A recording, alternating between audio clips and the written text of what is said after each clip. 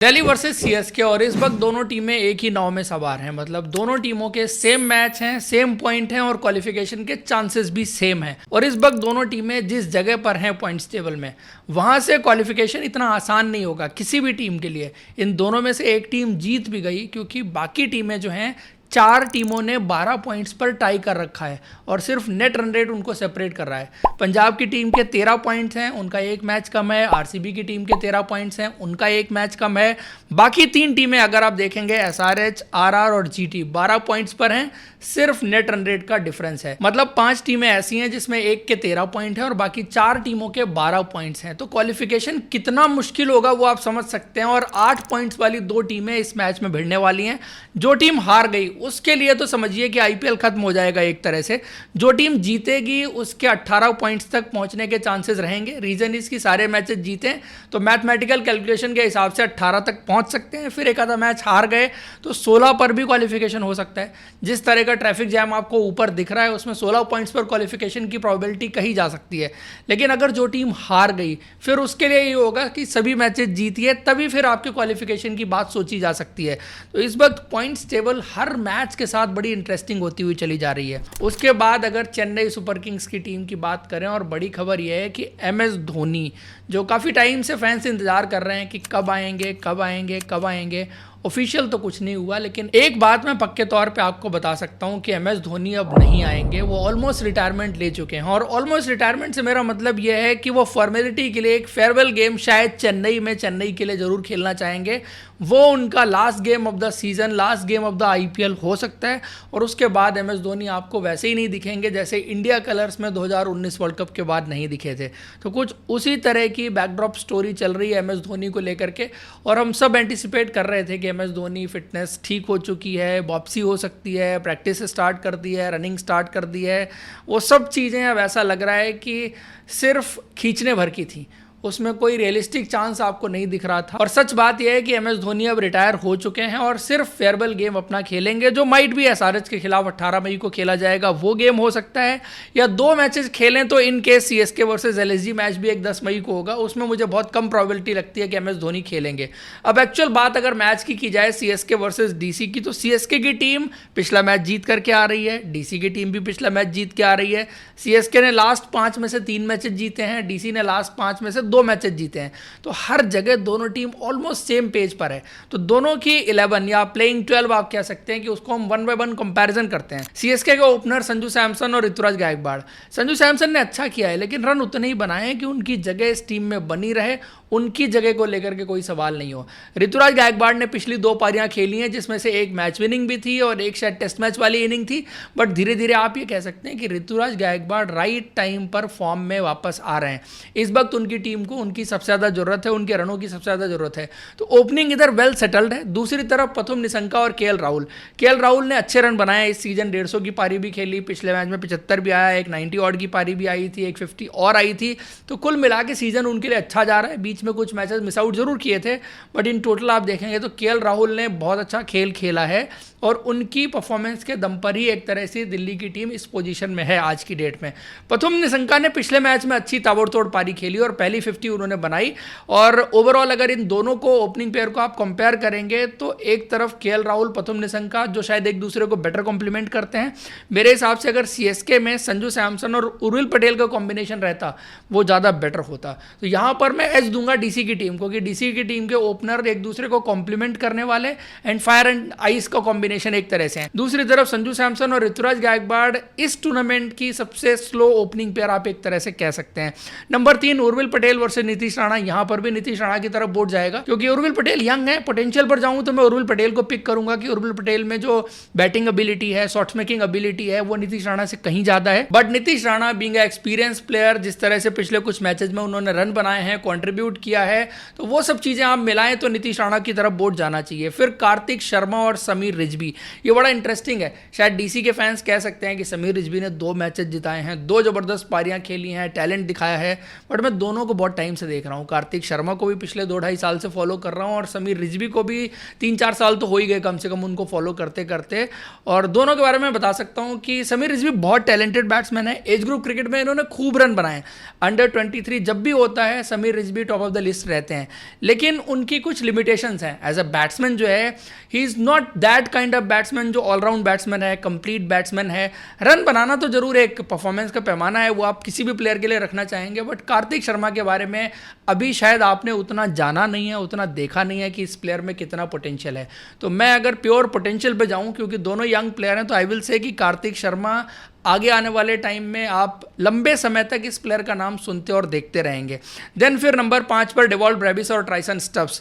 ये बड़ी tough fight है, दो साउथ अफ्रीकन, दोनों एक जैसे हैं ऑलमोस्ट। ट्राइसन स्टब्स थोड़ा सा एक्सपीरियंस, मैचेस जिता रखे हैं, वो एक फैक्टर जो है वो उनकी तरफ काम कर सकता है। तो आई थिंक यहाँ पर जो है वो बैटल डीसी की तरफ इधर भी जाती है। फिर शिवम दुबे और आशुतोष शर्मा, इधर भी शिवम दुबे इंडिया प्लेयर हैं, इंडिया के लिए T20 वर्ल्ड कप में क्रंच मैचेस जो है वो उन्होंने जिताए, क्रूशल रन्स बनाए, सब कुछ किया, बट एबिलिटी, परफॉर्मेंस और आईपीएल, स्पेशली आईपीएल की परफॉर्मेंस पर अगर आप जाएं तो आशुतोष शर्मा नंबर 6 के हिसाब से शिवम दुबे से बेटर प्लेयर है। शिवम दुबे नंबर 4 पर अगेंस्ट स्पिनर बैटिंग करने आए तो फिर उनसे बड़ा डिस्ट्रॉयर कोई नहीं है, लेकिन नंबर 6 जिस पोजीशन पर बैटिंग कर रहे हैं ना, इस टीम में उनकी यूटिलिटी यहाँ पर ज़्यादा नहीं है, इससे ज़्यादा यूटिलिटी उनकी शायद नंबर 4 पर है। लेकिन MS धोनी जब थे तो उनको नंबर 4 पर इस्तेमाल करते थे, लेकिन ऋतुराज गायकवाड़ ने उनको नंबर 6 पर ही इस्तेमाल किया है। और यहाँ पर मैं कहूँगा कि आशुतोष शर्मा को स्लाइट एज आप दे सकते हैं, बट चूंकि हमने डीसी के प्लेयर्स को ज़्यादा एज दिए हैं तो यहाँ पर मैं शिवम दुबे को एडवांटेज दे देता हूँ। उसके बाद जेमी ओवर्टन वर्सेस अक्षर पटेल, ये बड़ी टफ फाइट है। अक्षर पटेल वैसे तो जेमी ओवर्टन से किसी भी दिन पर आगे रहेंगे, लेकिन इस वक्त जेमी ओवर्टन की जो करंट फॉर्म है, जिस तरह से गेंदबाजी हो रही है, जिस तरह से बल्लेबाजी, चौके छक्के लग रहे हैं,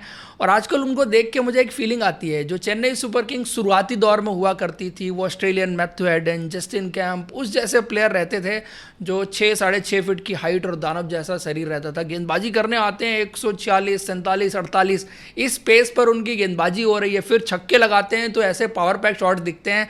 जेमी ओवर्टन को आज की डेट में आप इग्नोर नहीं कर सकते। इस आईपीएल में अगर आप बेस्ट ऑलराउंडर्स पिक करेंगे उसमें आपको जेमी ओवर्टन को रखना ही पड़ेगा। जिस तरह की परफॉर्मेंस कर रहे हैं, ये मुझे उस दौर की याद भी दिलाते हैं। मैंने एंड्रू फ्लिंटॉफ को उनके पीक पे देखा खेलते हुए कि जब वो गेंदबाजी करते थे, वो गेंदबाजी में पेनिट्रेशन, वो धार वो दिखती थी, वो पेस आपको दिखती थी, और फिर बल्लेबाजी करते हुए जिस तरह के वो छक्के लगाते थे, वो जेमी ओवर्टन लगाते हैं, कोई कंपैरिजन नहीं है, बट एक कद काठी और उन सब चीज़ों के हिसाब से मैं जरूर कहना चाहूँगा कि जेमी ओवर्टन आज के टाइम में जो है बहुत ज़बरदस्त क्रिकेट खेल रहे हैं। तो अक्षर और जेमी में तो मैं जेमी ओवर्टन को पिक करना चाहूँगा। उसके बाद प्रशांत वीर और काइल जेमिसन, ऑलराउंडर पर जाएं तो फिर आप प्रशांत वीर को पिक करेंगे, चूंकि प्रशांत वीर गेंदबाजी नहीं कर रहे हैं, बट काइल जेमिसन भी कोई बहुत बड़े ऐसे T20 के मजे हुए गेंदबाज नहीं है। विकेट्स निकाल सकते हैं, अच्छा टिप्पे पर गेंद डालते हैं, शुरू में स्पेशली जब थोड़ा सा मूवमेंट होती है, विकेट में मदद होती है तो डिफरेंट प्लेयर होते हैं, बट डेथ ओवर्स की गेंदबाजी की बात जब आती है तो उन पर सवाल है।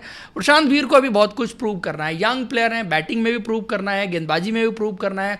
पिछले मैच में लेफ्ट हैंडर के खिलाफ उनको पावर प्ले में गेंदबाजी करने का मौका दे दिया था कप्तान ने, वहां पर उनको 3 छक्के लग गए, बट अच्छी वापसी की। कम से कम सीजन में उन्होंने पहली बार गेंदबाजी की, और गेंदबाजी में वो तो पता है मुझे कि कितना पोटेंशियल है, कितना गेंदबाजी वो कर सकते हैं, बट यहाँ पर पिक थोड़ा सा मुश्किल है। एक तरफ ऑलराउंडर है, एक तरफ फास्ट बॉलर है, बट मैं ऑलराउंडर की तरफ चला जाता हूँ क्योंकि वो वैल्यू ज्यादा दे सकता है किसी भी टीम को, मतलब प्रशांत वीर की तरफ। उसके बाद नंबर 9 की पोजीशन पर एक तरफ रामकृष्णा घोष है और दूसरी तरफ मिचेल स्टार्क। गेंदबाजी में जाएं तो आप मिचेल स्टार्क कहेंगे, ऑलराउंडर में रामकृष्णा घोष ने अच्छी गेंदबाजी की, पिछले मैच में 135-37 हिट कर रहे थे, 140 तक क्लॉक करने की काबिलियत है उनके पास, शॉट्स लगा सकते हैं। कमी जो उनकी गेंदबाजी में है, जो शायद मैं चाहूंगा कि इंप्रूव हो, T20 क्रिकेट के वेरिएशंस, यॉर्कर, स्लोअर वंस, वो सब चीजें अभी तक उनकी गेंदबाजी में नहीं देखी थी। इस साल उन्होंने विजय हजारे ट्रॉफी में काफी अच्छी गेंदबाजी की थी, 50 ओवर के खेल में उन्होंने इंप्रेस किया था, बट T20 के गेम में अभी बहुत स्कोप ऑफ इंप्रूवमेंट है उनकी गेंदबाजी में भी और शायद बल्लेबाजी में। एबिलिटी है, चौके छक्के लगा सकते हैं, but still work in progress आप कह सकते हैं।